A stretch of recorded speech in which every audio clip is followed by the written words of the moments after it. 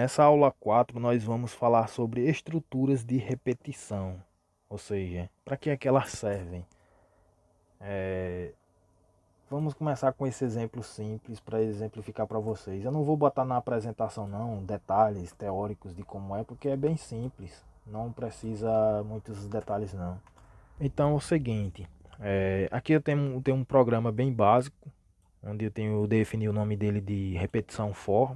Se você coloca qualquer nome que você quiser. Eu defini 3 variáveis do tipo inteiro. E aqui o programa começa. E aqui eu atribuo valores para as variáveis. Esse comando aqui é comando de atribuição. Se eu quiser que a variável A receba o valor 1, eu faço isso.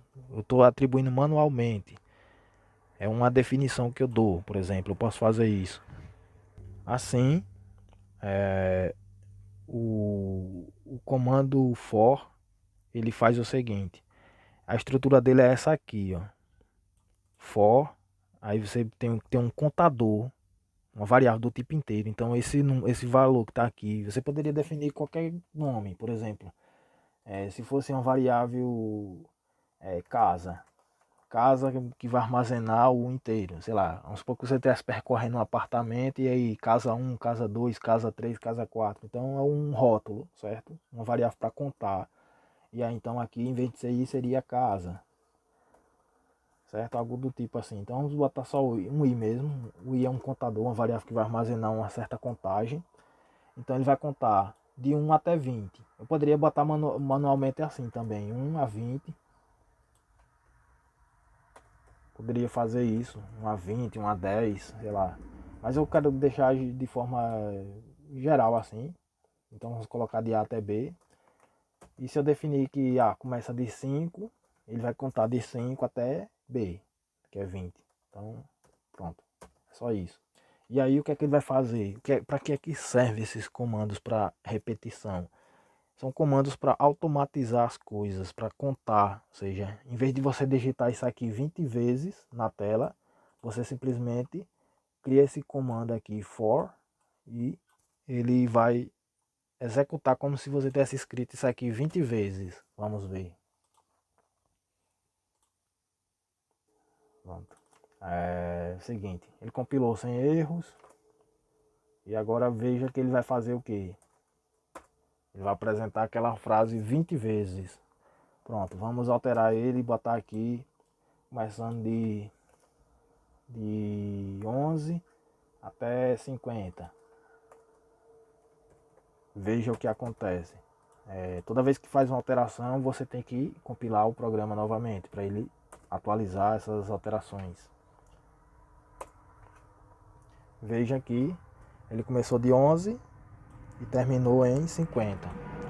E é isso. Aí quando você dá um enter, ele finaliza. Por quê? Porque ele processou isso aqui, essa sequência de vezes, e depois ele não enxerga isso porque isso é comentário. Em Pascal existem 3 formas de você fazer comentário. Um é você botando assim, ele não enxerga. É como se simplesmente não existisse isso. Você colocar em azul é a mesma coisa que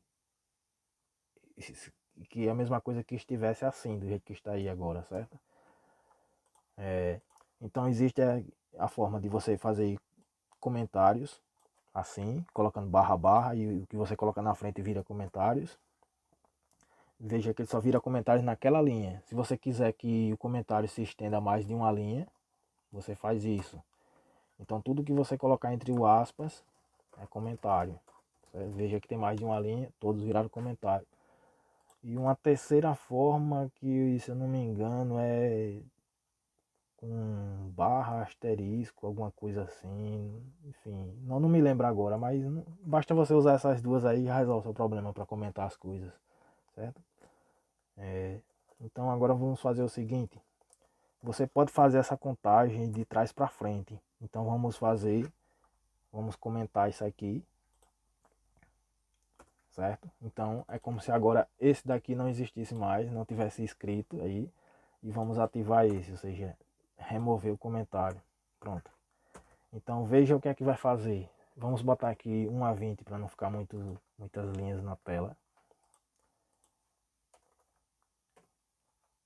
Certo? Pronto. Vamos compilar novamente. Vamos remover. Traço O. Pronto. Veja que está só o arquivo, certo? Aí agora vamos compilar. Faz assim fpc. Pronto, veja que ele gerou esses dois arquivos aí.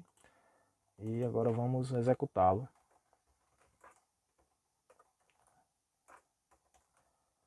Pronto. Veja que ele começou de 20 e terminou em 1. Veja, ao fazer escrito usando assim down to, em vez de ser dessa forma aqui, ele vai contar da frente para trás, entendeu? E às vezes em certas situações você quer enumerar as coisas vindo do futuro para do final para o início, então é uma forma de fazer.